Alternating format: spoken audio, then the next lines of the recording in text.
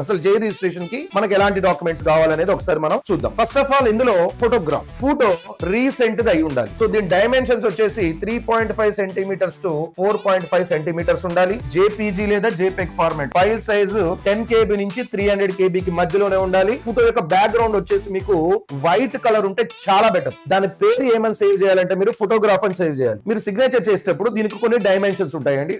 So 10th mark sheet కూడా కంపల్సరీగా మీరు స్కాన్ చేసి పెట్టుకోండి. 12th class mark sheet droppers కి మాత్రమే చెప్తున్నాయి. మీరు తప్పనిసరిగా 12th class mark sheet apply చేయాల్సిందే. దాని తర్వాత ఐడెంటిటీ ప్రూఫ్ అందరి దగ్గర ఉండేదైతే ఆధార్ కార్డు. నెక్స్ట్ వచ్చేసి కేటగిరీ సర్టిఫికేట్. ఇది చాలా ఇంపార్టెంట్ అండి category certificate. So category candidates ఏంటంటే సర్టిఫికేట్స్ ఎస్టీ కావచ్చు, ఎస్సీ కావచ్చు, ఓబీసీ కావచ్చు. అంటే ఓబీసీ ఎన్సీఎల్. సో మనకి రిజర్వేషన్ రావాలి సార్ నాకు అని అంటే ఓబీసీ నాన్ క్రీమీ లేయర్ తీసుకోవాలి. జనరల్ కేటగిరీ పిల్లలకి ఒక అద్భుతమైన అవకాశం EWS physical handicapped. So physical లో రకరకాలు ఉంటాయి అవి.